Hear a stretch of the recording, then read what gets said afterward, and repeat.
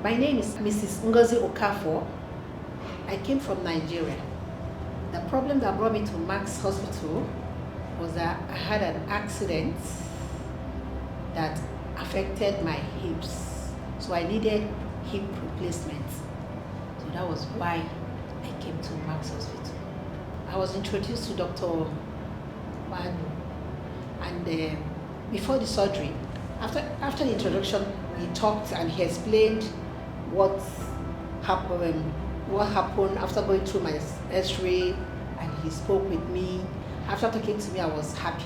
Even before the surgery, I made up my mind I was going to do the surgery with him because he spoke with me in a language that, I don't know, touched me.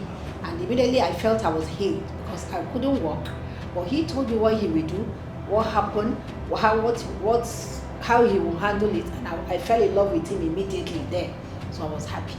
She came down to India just before the corona lockdown, and in the lockdown she also got locked in our country.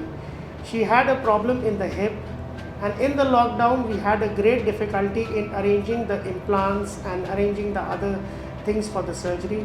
Luckily, the management and the departments of our Max arranged the implant and facilitated the surgery of her.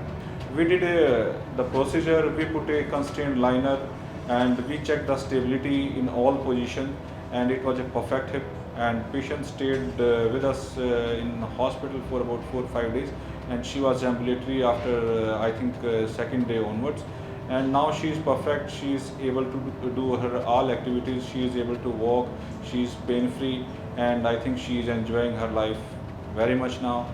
I am very, very happy, very grateful to God that introduced me to Dr. Mannu, then very grateful to Dr. Mannu himself because God used him to do a miracle work in my leg. Now I can walk again and I'm very happy. Apart from Dr. Mannu, I'm sure he has his teams, the nurses, the physiotherapists, they were so wonderful.